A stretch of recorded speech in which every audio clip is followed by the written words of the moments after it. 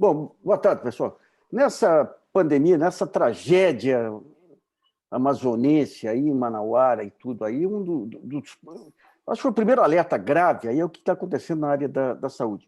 O nosso entrevistado é o procurador Igor Espíndola, que entrou com medidas aí contra o governo estadual e federal aí para ver se acorda um pouquinho, se estabelece uma estratégia minimamente razoável para salvar vidas. Igor, obrigado aí por sua participação aqui no GGN. Eu queria que você desse um diagnóstico aí sobre o que está ocorrendo com o setor de saúde para ter essa desarticulação. Bem, o problema especificamente do Amazonas, ele, como a gente observou no passado, foi de completo despreparo do sistema de saúde para absorver, né, essa demanda extraordinária da pandemia, desse tipo de pandemia, e aí as razões pelas quais essa demanda é absurda refogem só ao cenário local. Eu acho que a gente pode observar muito bem o que aconteceu no país todo, de desacreditação da ciência, de métodos de contenção dessa doença, da própria desacreditação das medidas de isolamento. Agora a gente está nessa situação absurda da falta de vacinas e da falta de planejamento para que as vacinas cheguem até a população brasileira. Então, dentro desse cenário, o sistema de saúde amazonense, que nunca foi preparado para oferecer uma política de saúde razoável, colapsou. E colapsou muito rápido lá atrás, e colapsou muito mais rápido agora. Também por falta de preparação para uma segunda onda. As medidas de isolamento foram relaxadas muito cedo no Estado. Quando se tentou implementar alguma medida de isolamento, isso é uma análise que eu faço, né, trabalhando com o assunto aqui. Houve muita resistência da população, encorajada por certas lideranças, por muitas lideranças, na verdade, que comemoravam essa movimentação da população contra as medidas de isolamento, e aí a gente começou a ver um boom de internações muito maior do que do ano passado. E a demanda por oxigênio, e assim, estou falando de problemas estruturais, mas assim, o problema específico, que é o mais básico que a gente enfrenta hoje, que é o do oxigênio, ficou um pouco fora do radar das autoridades nesse cenário, que não se prepararam nem para aumentar o número de leitos, quanto mais para calcular que aumentando o número de leitos, e se eles aumentassem mais do que deveriam, mais do que tinham aumentado ano passado, a demanda de oxigênio do Estado não ia suportar, principalmente sendo um Estado tão difícil de logística. A logística, ela não entra, na minha opinião, nos motivos determinantes para a gente chegar no ponto da emergência. Ela é determinante quando, a partir do momento que a gente tem a emergência instaurada, a gente não consegue resolver rápido no Amazonas. Agora, se a gente pega, digamos, historicamente, tem o Conselho dos Secretários de Saúde, tinha todo um sistema de informação que permitia ao Ministério da Saúde identificar vulnerabilidades estaduais e atuar. O que aconteceu com esse sistema? Bem, esse sistema ele existe, mas como muita coisa no Brasil hoje em dia, dentro da estrutura de Estado, do Estado brasileiro, muita coisa existe na teoria e na prática funciona muito mal. Ou já funcionava muito mal, ou funcionava bem e foi desestruturado. A gente percebe hoje, e eu vou falar da minha experiência como Ministério da Saúde, uma desarticulação total dos cargos-chave, né? Muita gente boa foi demitida, muita gente técnica foi demitida, ou decisões que eram tomadas em determinado âmbito foram avocadas para áreas que não são técnicas, que são políticas, e algumas decisões elas deviam refugir as instâncias políticas, né? Elas deviam ficar realmente na área técnica. A gente está tendo agora a votação da vacina, com a área técnica encaminhando, por exemplo, a aprovação da Coronavac, e a gente não sabe se a área política vai aprovar. Eu espero que sim, acho que vai acabar sendo aprovado, mas para você ver como a gente tem um gap muito, muito complicado dentro da estrutura de Estado, do Ministério da Saúde, quando a gente precisa tomar uma decisão que precisa ser baseada em fatos, em ciência, em técnica, né? E esses comitês eles têm funcionado, mas os alertas, eu não consegui compreender ainda se eles foram ignorados e se foram ignorados o porquê, sabe? Porque eles foram expedidos inclusive pela White Martins. Eu recebi documentação suficiente, a gente teve uma reunião agora há pouco com todos os órgãos de fiscalização do Estado, com o Poder Judiciário e a White Martins, para tentar entender também como essa demanda chegou até ela e como isso implica em como essa demanda chegou para o Estado. E desde julho a White Martins vem alertando, né, as autoridades competentes, de que havia uma necessidade de aumento do contrato em pelo menos 25% do que era fornecido usualmente, isso em julho, em pelo menos 25%. A gente chegou, em dezembro, a dobrar o pico de utilização de oxigênio do pico da pandemia, né? E agora a gente dobrou esse pico. Então, a gente está com uma demanda 3 ou 4 vezes maior do que a gente estava em março do ano passado, de oxigênio. E sem poder resolver a tempo, porque a solução para esse tipo de problema demanda uma estruturação que não sai da noite para o dia. Poderia até sair em São Paulo, no Rio de Janeiro, em Minas Gerais, mas em Manaus não sai da noite para o dia. Tudo chega de barco ou tudo chega de avião. Se é por avião, determinadas coisas só determinados aviões conseguem trazer, como os aviões da FAB. Então, você percebe que a logística vai se avolumando de um jeito mais complicado de ser aplicado, conforme as pessoas demoram a tomar decisões que deveriam ter sido antecipadas. Então, basicamente, eu não sei se deu para entender, se eu fui claro o suficiente, o problema tem sido estrutural. Antes, ignorar esses reportes e estruturar minimamente o Estado, e eu falo isso em todos os níveis. O Estado que tinha que ser estruturado era o Amazonas, mas tinha decisões que cabiam também ao Ministério da Saúde. A demora na tomada dessas decisões fez com que a gente chegasse a esse cenário absurdo, inacreditável e muito triste. Assim.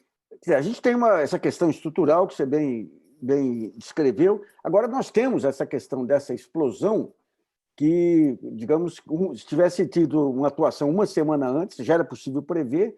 Onde que falhou aí? O ministro Pazuello teve aí em Manaus também. Por que se demorou tanto para essa ponte aérea aí de emergência? Como a gente está muito... Eu, principalmente, né? Tem vários colegas... é importante esclarecer que eu não estou atuando sozinho. Eu acabo sendo a pessoa que recebeu a demanda primeiro e que sai buscando as soluções. Eu estou contando com o auxílio extraordinário dos meus colegas aqui do Amazonas, na retaguarda. Então, a gente está tentando entender, inclusive, oficialmente, aonde foi que a União... Quando foi, na verdade, onde foi que a União foi alertada e da incapacidade do Estado em suprir oxigênio. Como eu falei, a gente devia ter se preparado para que isso não acontecesse, mas aconteceu. Então, a partir do momento em que a emergência é instaurada, o Estado não tinha mais capacidade de atender. E aí só cabia a União. Porque tudo que precisava chegar de fora. Vou dar um exemplo, o oxigênio. O oxigênio ele tinha que chegar na forma líquida aqui. Ele precisava ser comprimido para caber mais oxigênio e vir em tanques, uma quantidade maior, para conseguir atender uma demanda que era quase o dobro do que se produzia aqui. E só a FAB podia fazer isso, por exemplo. Só a FAB tem aviões adequados o suficiente para fazer esse transporte, porque uma matéria inflamável, precisa ser avião despressurizado. Nenhum avião cargueiro particular tem essa cabine despressurizada, só a FAB. E essas decisões...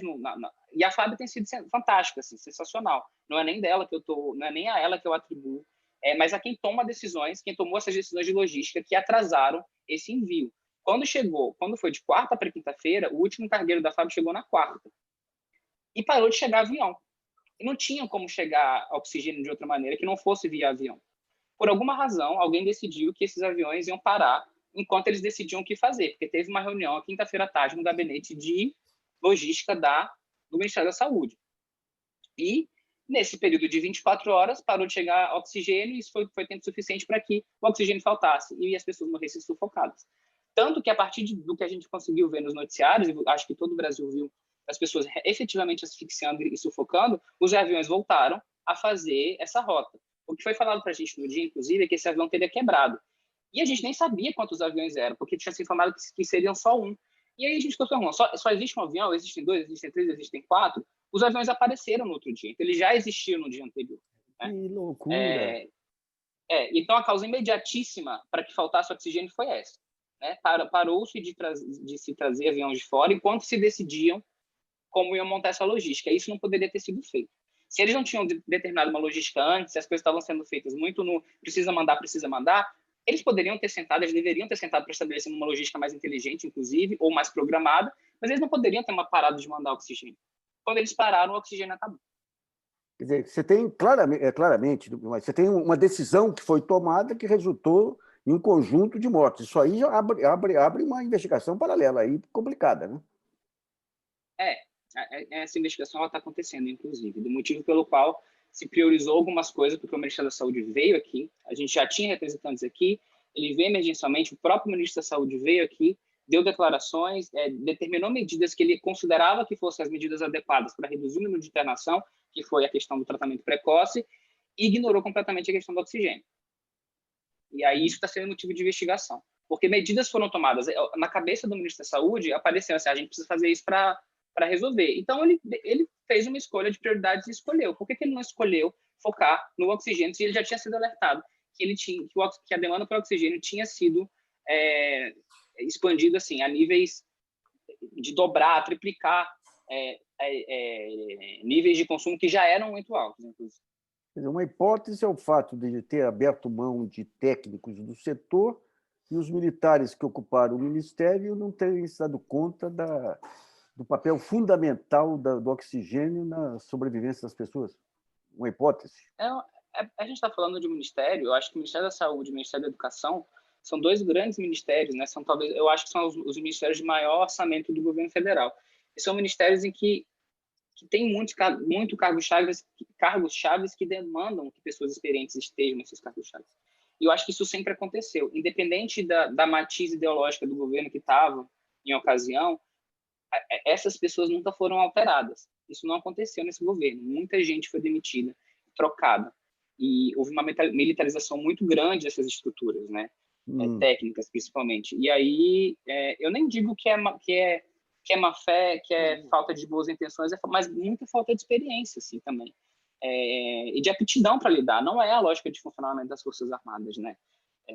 Lidar com algumas coisas, com algumas temáticas. Ninguém sabe de tudo. Eu sou uma pessoa que é demandada para muita coisa no Ministério Federal e eu, no momento, estou trabalhando com uma coisa em específico. Mesmo dentro desse tema, eu não consigo trabalhar com responsabilização agora. Então, eu estou representando para o Núcleo de Combate à Corrupção. Existem outros colegas me ajudando sobre o mesmo assunto em diversas frentes. E é basicamente assim que as coisas precisam andar dentro do Estado. Né? Joia. Ninguém vai saber de tudo. Aí você vai colocar... É isso.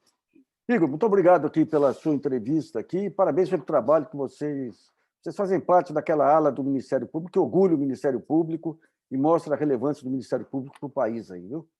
Um grande abraço. Obrigado, Nassif. Abraço.